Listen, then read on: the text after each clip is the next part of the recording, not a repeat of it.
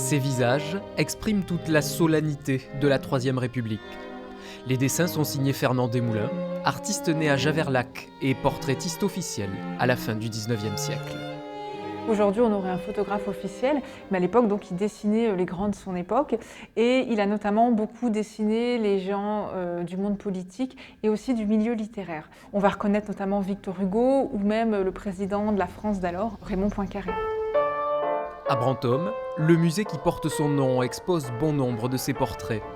Mais pas seulement, car l'œuvre de Fernand Desmoulins change du tout au tout au tournant du siècle. Dépressif, il succombe à la mode de l'époque, le spiritisme. Dès qu'il se met en condition, entre guillemets, l'esprit arrive et l'esprit va prendre possession de son corps. Du coup, lui ne se rappelle pas de ce qui se passe et en quelques minutes, le dessin va sortir. Donc c'est extrêmement rapide, on parle de 2-3 minutes maximum.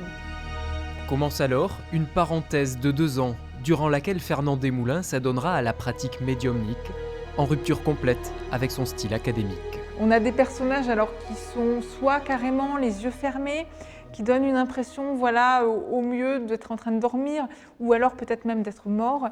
Sinon, on a ces personnages féminins qui sont quand même assez travaillés parce qu'on voit des chapeaux, on voit, voilà, mais dans des tonalités sombres. Et là, on a ces paysages qui sont quand même assez tourmentés. On a plutôt quelque chose qui évoque une idée de souffrance, voilà, de désespoir et de quelque chose d'assez sombre finalement. Aussi brusquement qu'elle avait commencé, la période médiumnique de Fernand Desmoulins s'achève en 1902. Jamais l'artiste n'essaiera de vendre ni d'exposer les dessins réalisés pendant cette parenthèse. Il s'adonnera alors à la peinture de voyage, bien plus apaisée. Après sa mort en 1914, sa veuve lèguera ses œuvres à la ville de Brantôme. Le musée Fernand Desmoulins est désormais installé entre les murs de l'abbaye.